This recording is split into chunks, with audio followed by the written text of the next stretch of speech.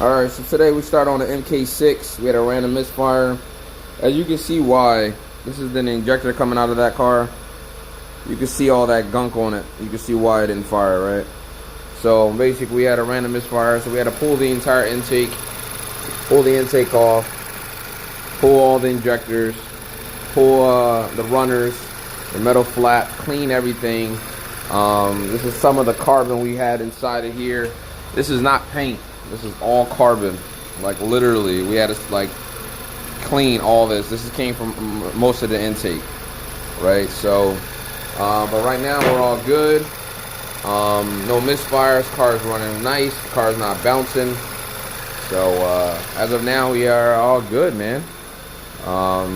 But besides that, we're back up and running again.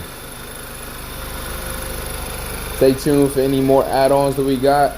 Like I said, we do very sporadic YouTube clips of any installs we got in my car group.